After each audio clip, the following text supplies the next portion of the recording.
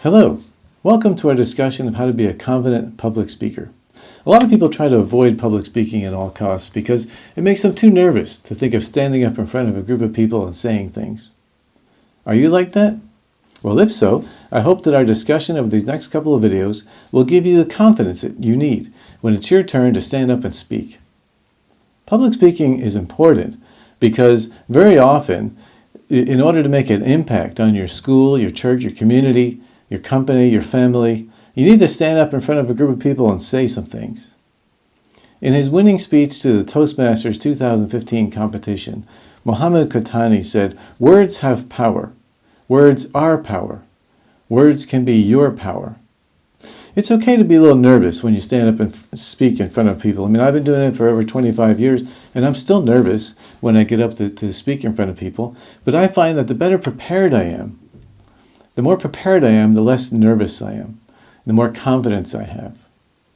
So when I have a clear idea of how I want to impact the audience, it motivates me, it gives me confidence to stand up and speak. In these sessions, I want to share a method for how to create an effective speech. My goal is to help you confidently express ideas in such a way that inspires others. It's just a tool. There are many ways to design and deliver a speech, and what I'm sharing is just one tool among many. But it's my hope that as you learn this method, it'll give you confidence, so that when you're faced with the opportunity to speak in front of a group of people, you'll seize the moment, you'll use your voice to change someone's life. Would you like that? TED Talks are famous for influencing the way people think. Their tagline is, "Ideas worth spreading." Their founder, Chris Anderson, in a TED Talk that he gave on public speaking, said, "Your number one task as a speaker is to transfer into your listener's mind an extraordinary gift, a strange and beautiful object that we call an idea." So your number one task is to transfer an idea into your listener's mind, which means your first task, before you get there, you have to clarify in your own mind, what is your idea? What is your idea that's worth sharing? Now, we've all heard talks where we didn't quite know what the speaker was trying to say, right? Sometimes you wonder if the speaker knew what he was trying to say. They may have said a lot of things, but they've gone in so many different directions that it was really hard to follow them along the way.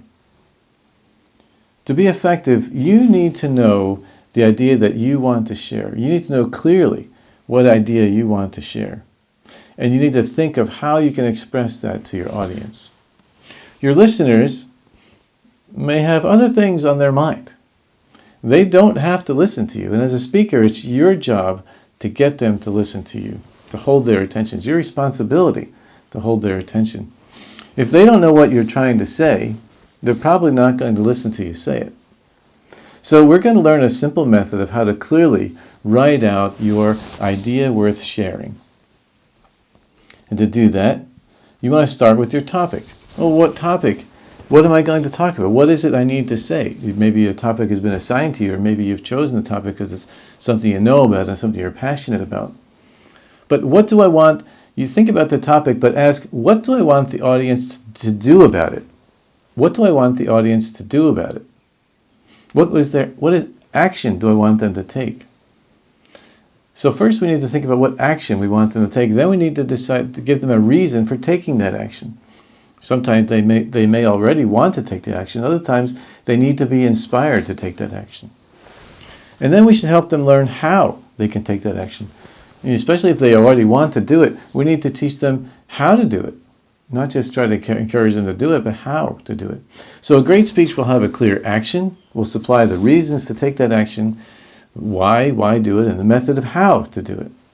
So for example, you might want to talk about smoking, and you should say, well, I want smokers to quit the habit. Why? Well, because it's bad for their health, it's bad for my health, bad for all of us. And how? Motivational interviewing, for example, is one type of counseling which has been shown to be successful. That could be an effective speech. Or maybe you want people to learn French. You say, well, why should I learn French? It'll help you communicate with French students in our school. And how? You could try taking a class online or learning from a French student. think about your own topic. What do you want your audience to do about it? In previous years, students have spoken about racial stereotypes, gender stereotypes, and hobbies, standardized testing, war. And so, I mean, you could, if you wanted to, you could just give a lecture and to inform people about the meaning and history of stereotypes. But would it have an impact? Would it change the way people do things? Maybe not. What do you want people to do about stereotypes? I want people to stop making comments based on stereotypes. I want them to stop thinking that way. I want them to stop acting that way. I want people to make amends for racial stereotypes they've had in the past. You're not just teaching about stereotypes. A great speech calls people to action. And not just any people, your particular audience. What do you want them to do? So the first step preparing a great speech is to answer this question, what do I want them to do? When I prepare a sermon, after I study the Bible passage and understand the text and what is the main idea of the text, I write on the top of the page, what do I want them to do? What do I want them to do? I want them to pray for China. I want them to be a force for faith in their context. I want them to consider international service as a career. Or for this seminar, I want them to be a confident public speaker. By writing out clearly what I want them to do, it helps me with every sentence I speak. So your idea worth sharing begins with an action statement. What do we want them to do? Well, if you tell them what you want them to do, what question do you think is going to pop up in their mind? What question is going to pop up in the mind of your audience? They're going to ask, why? Why should I listen to you? Why should I care? Why should I do that? And you need to provide a reason or reasons why they should do it. With some topics, this part is easy because your audience already wants to do it. A few years ago, a student gave a speech about he wanted athletes to improve their performance in their own sport. Okay, do you think most athletes already want to improve their performance? Yeah, of course. So it wasn't too hard to emphasize the reasons. But with other topics, the speech will need more emphasis on this part. For example, another speech might have been about convincing people to become vegans. Okay, does the audience want to do that? Maybe, but maybe others will need more persuasion. Okay, so you told the audience what they should do, and now they want to do it. What else do you need to say? You can't just get someone excited about doing something. You need to help them understand how to do it. You give them steps or a technique to do it, or at least how to get started. What's the first step? I want athletes to improve their performance because it will make them better at their sports. And how? And they could do it by setting concise plans with clear goals. That was a speech given several years ago by one of our students. Or I want us to end human trafficking because of the suffering it causes, and we can make a difference just by changing our spending habits. Another speech given by one of our students. Now you are armed with an idea for how to make an idea worth sharing. A stands for action, R stands for reason, M stands for method. With an action, reason, and method, you can put together your idea worth sharing.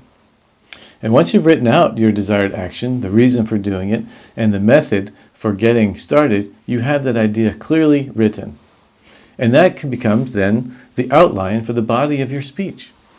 You've clearly stated what you want them to do, you've given them compelling reason or reasons for wanting to do it, and you've helped them understand how to do it, even if it's just the first step. Another element to consider when writing the body of your speech is illustrations. If your speech is just a list of action and reasons and method, the audience will probably lose interest pretty quickly. To make it real, make it personal, you need to illustrate your points with stories or music or movies or pictures, etc. The illustrations in a speech, they're just like pictures in a book, or images or memes in a text message. They give the audience a picture in their minds of what you're trying to say. For example, you could just list, if you're talking about alcoholism, you could just list some statistics about all the bad things that happen when someone in a family becomes an alcoholic. Or maybe you have a story to share. You could say, my Uncle Joe, he drank every day.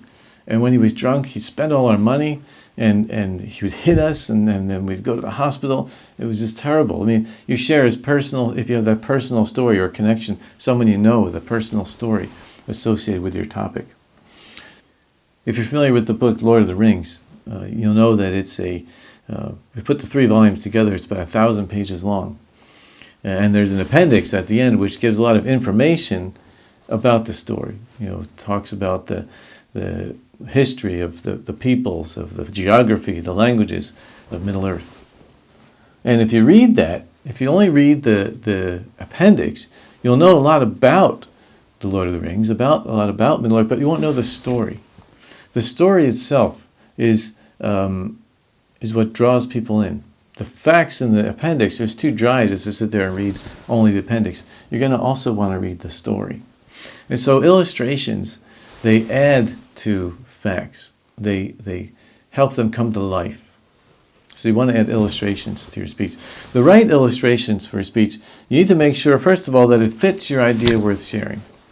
It's not good enough to be just a good story. The story has to move your audience closer to taking the action that you want them to take, or understanding the reasons and the methods.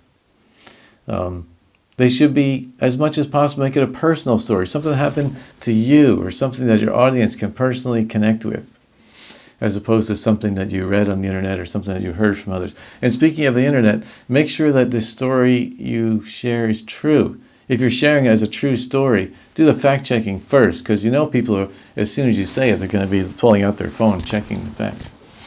And if it turns out your story that you say is true is actually just another rumor, you lose credibility with your audience. Be careful that your stories are not too funny or too picturesque or too memorable, too graphic, because it's possible that people will remember the story and forget the point that you're trying to make. So the story should be good, they should fit the topic, and they should be true, but you need to make sure that they're also not too memorable so that people can't remember what the topic was, what was your action, your reason, and your method.